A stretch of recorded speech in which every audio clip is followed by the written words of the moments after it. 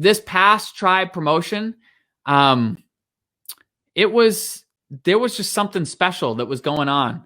And I could feel it right from the get-go.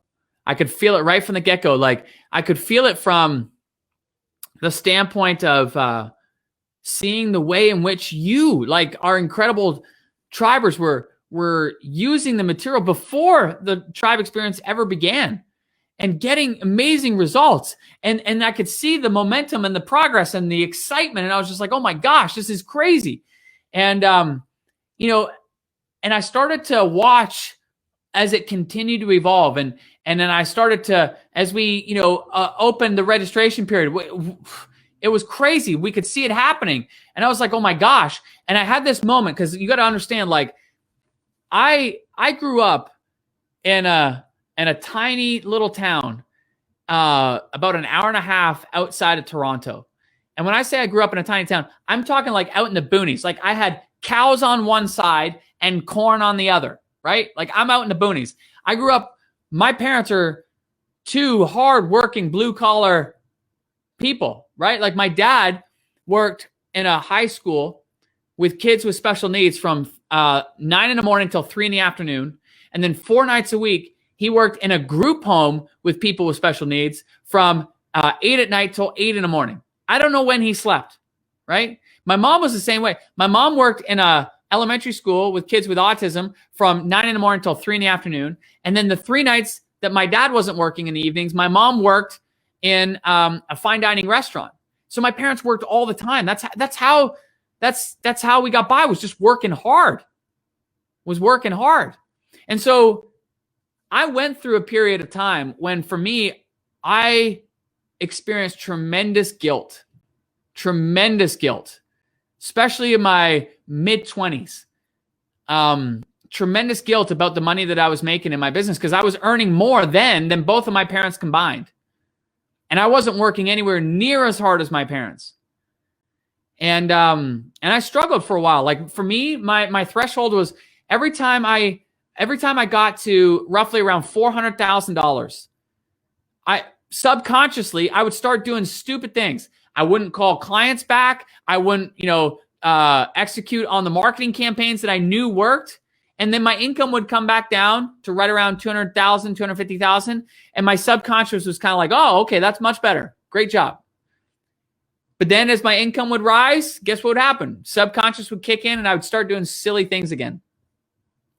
And it wasn't until I went to Kenya for the first time with my wife, and we were looking to build our very first school as part of our nonprofit that we had just started. Our nonprofit is Village Impact. So we're looking to build this very first school, and I'm talking to the chairman of this community. And you got to understand, like, we're out in the middle of nowhere. There's no like roads coming to this community. There's no infrastructure, like no hydro, no running water, like no nothing. It's just these mud huts, literally out in this field in the middle of nowhere in Kenya.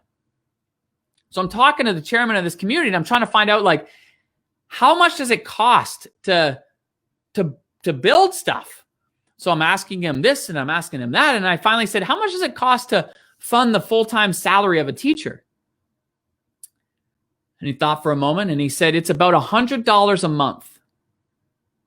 And in that moment, I made this connection, because at the time I was selling a piece of software called Wishlist Member. Right? This was the membership platform, the world's #1 membership platform for WordPress.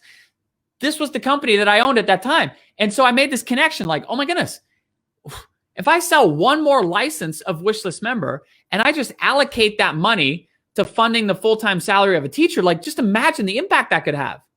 Because at the time, a single site license was $100. So I'm like, okay, sell one more license, allocate it to funding the full-time salary of a teacher. Like, I just imagine the impact that could have. But then the real light bulb went off, which was like, well, hold up. What if you make a whole lot more money and you allocate a whole lot more to this school and this community? Imagine the impact you could have then. And that was it. That was the turning point. That was just like the moment for me when I realized, like, oh my goodness, the more money I make, the more impact I can have.